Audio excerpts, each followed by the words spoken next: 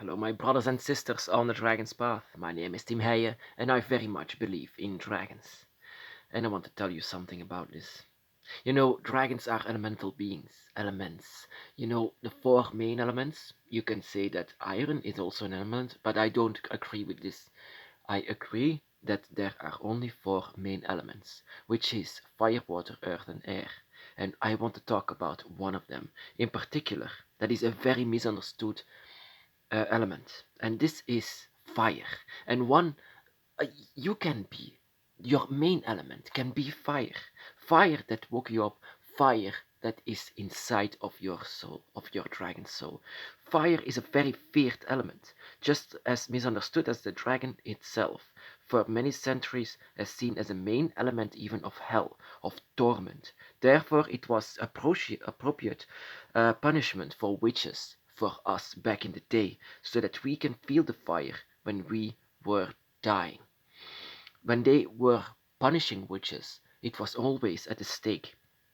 So they actually enjoyed it, while we are just feeling the flames of hell.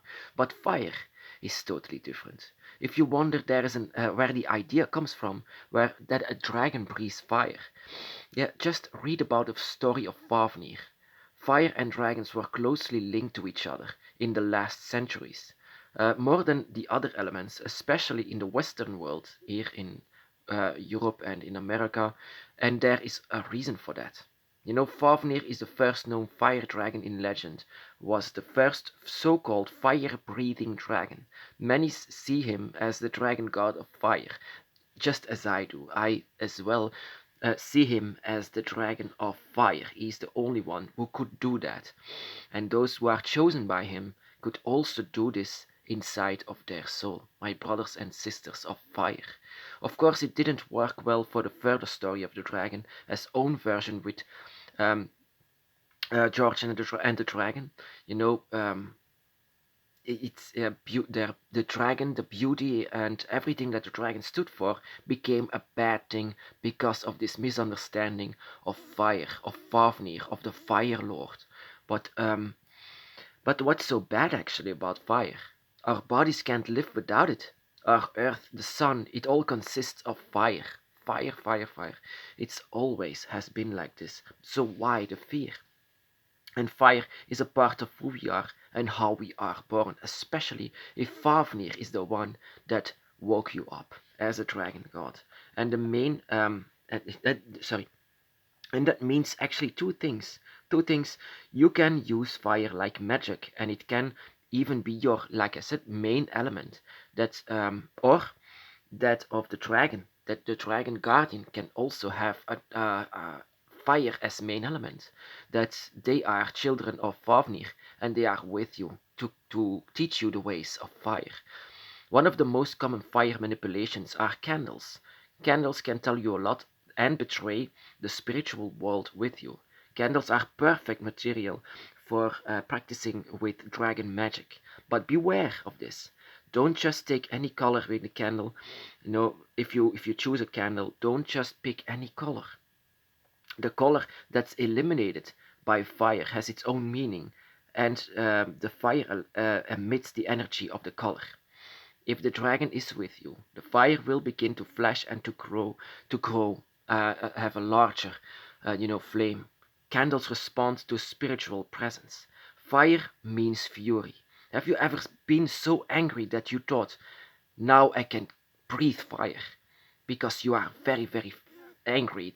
Your fierceness is just growing because you are hating someone so darn much that you have a passion for it, that it even feels good to just hate them, or maybe love them very, very much, and it feels good.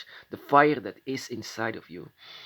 Or, like I said, fire of passion and strength and power, and that is also fire inside of us.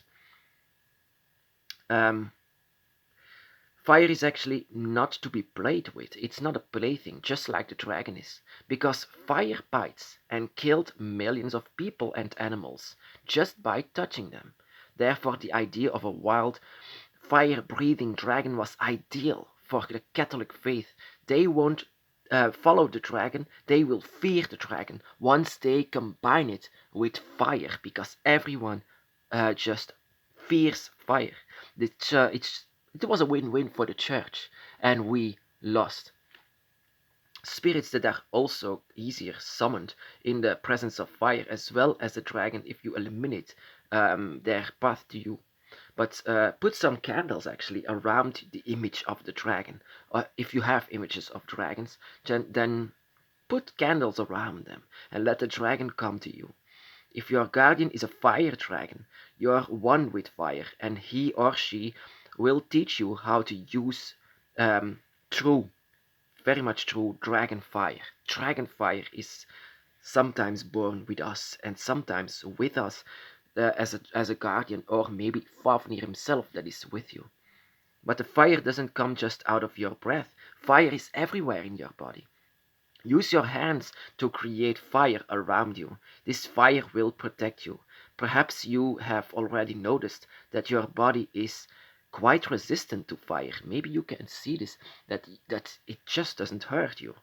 That you don't feel much when you touch the fire, just like this. That it just doesn't hurt you if you have a fire element. No, I'm not screaming in pain. It's just some people can do this, and they have a lot of fire inside of themselves, and they just cannot feel this. Perhaps you have, yeah, well, you know this for yourself. This that you just don't have this pain whenever you touched it. Fire can Fire can of course hurt people, but your fire will protect you as well as the dragon's fire. Um, Fire just doesn't need to be feared, just like the dragon themselves. Like I said, in this case, you can do a lot with the element that gives us warmth and fire, and yeah, the warmth that we have inside of us. Despite the fear of fire, how many it may kill, without fire there is no life, and fire is in all of us. All of us are children of fire, especially those who are awakened by the fire dragon god. My brothers and sisters, be blessed.